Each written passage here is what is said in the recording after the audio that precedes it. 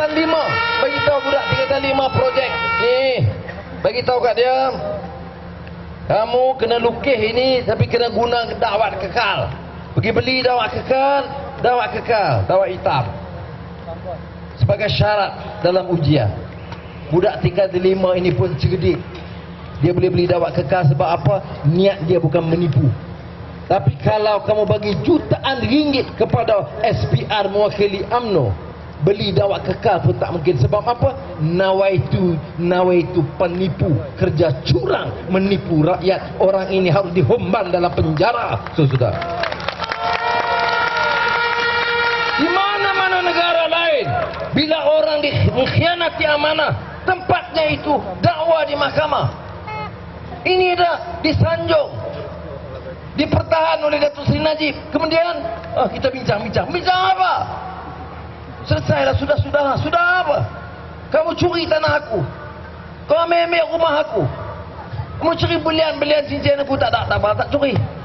Kamu ambil motor aku, dah rampai semua. Sudahlah, marilah kita berdamai. Saya kata boleh berdamai, bagi balik motor aku, serahkan balik tanah aku. Mana kita damai? Sallu ala Nabi. Tak apa. Ini kita kena faham. Itu sebabnya mengapa saya ambil kesempatan menemui. Tapi saya enggak satu penghormatan. Karena selama ini walaupun saya ada pertemuan dengan Presiden SPY, tidak pernah ada pertemuan langsung empat mata begitu. Karena dia nak jaga perasaan kerajaan Malaysia. Jadi wakil presiden, timbalan presiden sampai menteri-menteri saya boleh jumpa. Tapi inilah kali pertama kerana liputan di Indonesia meluas sekali mengenai penipuan pilihan raya yang dianggap curang. Jadi saudara, ini isu dia. Apa UMNO BN berubah lepas pilihan raya? Dah. Dia kerajaan minoriti, makna majoriti rakyat tolak dia. Tak apalah kawasan mana pun. Tu saya kira lah, macam kata seputih ke mana. Seluruh Malaysia ini, majoriti rakyat menolak UMNO dan BN. Menolak Najib. Bukan setakat menolak dan kalahkan Fuad Zarkashi, memang layak. Terima kasih banyak. Dan mulut dia celupa sangat. Orang wajar kalah. Bukan setakat itu, orang menolak. Itu pun cakap dia tak ada apa-apa, tak ada malu sungguh. Kita bagi pihak kerajaan dan rakyat Malaysia, rakyat mana sekurang? 47% itu saya tengok perkiraan yang disebut oleh Sulaiman Sabu. Kalau kira dengan betul, saudara, tadi ada seorang bernama Wadah, orang Palestin. Saya balik daripada Jakarta, naik pula kapal terbang pesawat peribadi jet lagi. Marah UMNO. Naik jet Pak Yusof Kala punya. Saya kata saya ada acara Pak ini di Batu Pahat, Johor. Itu banyak orang Jawa, orang Bugis juga situ je, banyak. Ya, jadi kebetulan saya kata pesawatnya 3.45 tu lambat. Kalau telat, oh dibilang, oh naik jet saya saja. Saya kira ya, terima kasih Pak. Pantang di Flower. Sudah, kebetulan nak berangkat itu, Datuk Najib pun balik sama. Dia tengok marah pula. Dia naik jet tak apa, dia kata dia belum menteri, Anwar Ibrahim naik jet siapa? Ya, sudah. Tapi bukan soal jet sudah. Saya nak ceritakan bagaimana pemimpin dia tak ada maruah. Karena kalau kita kira betul-betul, kata Sulaiman Sabu, 40% saja sokong. Dia kata Wadah, dia ex-CEO, Chief Executive Al Jazeera dulu. Dia katakan saya, bila saya explain, dia kata kalau belum pernah kata dalam sejarah, belum pernah dalam sejarah parti pembangkang boleh mengalahkan parti berkuasa dalam negara yang bukan demokratik. Malaysia, Pakatan Rakyat dengan jasa saudara-saudara, terutama dukungan anak-anak muda dari semua kaum, telah mencatat sejarah mengalahkan kuasa UMNO BN dengan kekuatan rakyat. Walaupun tak cukup wang, media tidak ada, penipuan besar, tetap menang dalam pilihan raya yang lalu. Ya, dia kata, dia semua peluk cium saya, dia kata, Anwar, syukur alhamdulillah. I'm not aware, tidak saya faham mana negara tipu sepanjang masa. Media tiap malam maki hamun kita. Ni Mak Sabu hari tu komini, ingat dia komini. Ni muka komini nampak dia. Ya. Saya terkalah ada tu je. Ya. Pengganas, kononnya dia ingat pengganas Islam. Ini komini. Gila apa wanita tak? Gila. Dan ada peluang dia 10 minit jawab, kamu maki dia 2 minggu. Komini Mak Sabu. Cerita pergi buat demonstrasi depan rumah dia. Ambiga tunjuk punggung depan rumah dia, buat demonstrasi depan rumah dia. Ada Ambiga 10 minit dalam televisyen jawab. Ada Mak Sabu bagi peluang 10 minit jawab. Saudara, kita berlawan dalam sistem ini. Itu pun alhamdulillah menang pilihan raya yang lalu. Maknanya apa? Sebab Anwar, sebab Kisyang, sebab Ustaz Adi? No.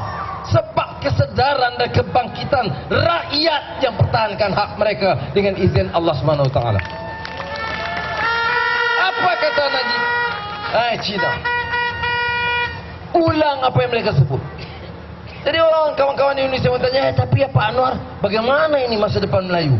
Saya kata, masa depan Melayu insya Allah akan lebih selamat dan terjamin kalau kita angkat orang Melayu yang ada akhlak, yang tidak rasuah dan tidak korup. Kalau orang Melayu ramai, curi, rompak, curang, orang Melayu di bawah tidak senang. Beberapa kerat Melayu ini atas saja kaya. Pilihan raya sebulan yang lalu, apa tindakan yang diambil oleh kerajaan? Harga barang naik, siapa yang terbeban? Melayu majoriti, Cina, India. Apa keputusan yang banyak yang dibuat? Pertama, keputusan besar 3 hari sebelum pilihan raya, Suruhanjaya Security Commission luluskan pertama kali selepas pilihan raya cukup RM500 bilion untuk Tan Sri Syed Mokhtar. Tanah Johor, orang Johor tak tahu ke Syed Mokhtar paling banyak tanah? Tahu ke tidak? Abbas? Yang Jawa, yang Bugis, yang sokong sama. Siapa yang bagi? Sudah boleh dapat 3-400 ekar, 10,000 ekar. Daripada zaman Tan Sri Muhyiddin sampai Gading Osman. Kemudian dia banyak bantu dan derma kepada UMNO. Menang saja maka dibayar ganjarannya RM500 bilion sukuk untuk alih kepentingan dia dalam syarikat dia. Keputusan yang kedua yang dikeluarkan oleh Sarawak Report, cari gali minyak hasil bumi di tepi Sarawak bilion ringgit, dibuat cara rahsia diam-diam, diluluskan oleh Datuk Najib dan kawan-kawan dia. Baca Sarawak Report, bilion ringgit dibagi kepada siapa? Adik angkat Mahathir, Ananda Krishnan. Ada tanda nahi, kami nahi. Maklumat diberi kepada awam, tidak ada. Apa UMNO berubah? Tak. Siapa dapat? Orang Jawa Johor? Orang Bugis Johor? Tak. Ananda Krishnan tokoh judi besar dibagi bilion ringgit. Siapa yang memenangkan UMNO?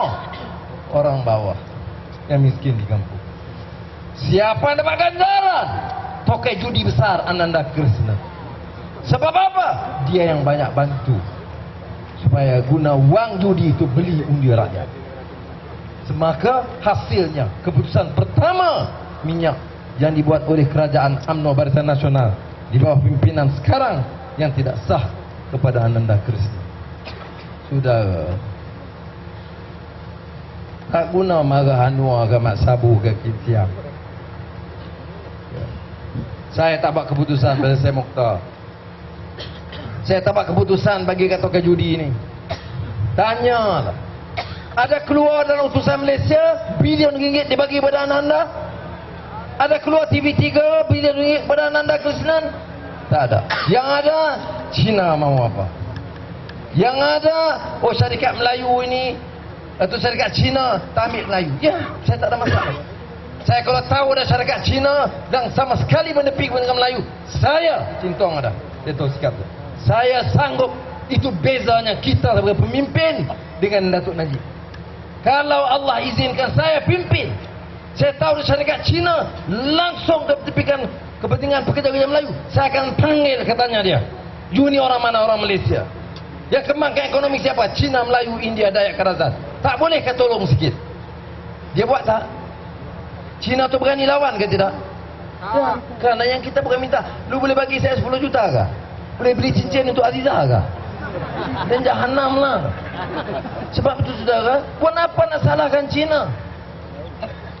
Masalah kalau tak, yang mana-mana tak betul, kita betulkan. Isunya isu kegagalan kita. Sebab itu bila orang Indonesia tanya Pak Anwar, bagaimana ini kata orang-orang UMNO, kalau Pak Anwar dan teman-teman dalam PAS keadilan pimpin, habis negeri ini disapu oleh DAP dan Cina. Saya jawab, saya akui pimpinan Cina sekarang lebih pintar, lebih berani, lebih layak. Maka kalau tanya saya, kita juga mesti angkat pemimpin Melayu yang lebih layak dan lebih pintar. Kalau orang Cina pintar, ambil orang Melayu yang kaki rasuah dan zalim, mampus masa depan Melayu. Sebab itu, bila kita ambil pemimpin Melayu yang merasuah, menang saja, harga barang naik, saya Mukhtar dapat 0,5 bilion, Ananda dapat 10 bilion ringgit. Hidup Melayu. Otak engkau. Semua itu sudah. Bagi saya, orang tanya, kalau begitu bagaimana PRU 13? PRU 13 belum selesai. Sebab apa belum selesai? Sebab perkiraan dan penipuan diketengahkan itu terlalu terang, dan curang itu terlalu jelas. Nah, habis tukar bateri. Baik, sudah. Jadi kita adakan perhimpunan di seluruh negara. Tiap hari dia beri amaran. Ketua Polis, Menteri Dalam Negeri bagi amaran tak sah dan sebagainya. Saya nak bagi tahu kepada Menteri Dalam Negeri, orang berhimpun, ada gaduh, tengok kiri kanan. Ini di kawasan Melayu ni pergi gajah. Kawasan Melayu tu Jawa tulen, Cina ramai, India pun ada. Pandang kiri kanan, ada gaduh, ada ketegangan kaum, ada kita bawa masalah untuk rusuhan antara kita. Tidak ada, sudah. Jadi sebab itu seruan kita, Menteri Dalam Negeri harus tentukan orang yang rompak kekayaan negara, orang yang zalim, pembunuhan dalam lokap, tak boleh. Dalam lokap itu dijaga. Syarat tak boleh sentuh, tak boleh pukul orang dalam tahanan. Oh, kita tak pernah otak kau, aku pun kamu pukul. Tambah yang bawah. Ya. Kalau saya boleh dipukul, yang lain tengah mampus lah. Dan sebab itu saya kata, Allah takdirkan sesuatu, tak ada hikmahnya. Kalau saya tak kena pukul, tak lebam mata, tak ramai orang tahu bahawa itu layanan yang sering berlaku dalam tahanan. Dan bila saya masuk penjara Sungai Buloh, saya bukan jumpa puluhan. Sepanjang 6 tahun, ratusan orang yang saya nampak dengan mata saya sendiri yang dipukul dan dihumban tak kala dalam lokal. Saudara, ini tak boleh dibenarkan. Dia salah dakwa dia. Dia salah, hakim putuskan. Penjara, rotan. Bukan kerja kita nak degil, nak hina orang. Orang itu miskin, curi motor, kamu terajang dia setengah mati. Dia kaya, dia ambil 500 juta ringgit, dia datang ke kampung bagi raja kamu, cium tangan. Apa maruah? Hukum apa? Agama apa? Cakap soal Islam, orang curi 500 juta, kamu cium tangan. Anak muda curi bersikal, kamu tergadang tengah mampus. Islam. Saya marah. Islam itu bil amal, bukan sekat bil lisan. Jadi ini susah yang kita nak bawa perubahan. Sebab itu, saudara jangan pandang ringan isu. Walaupun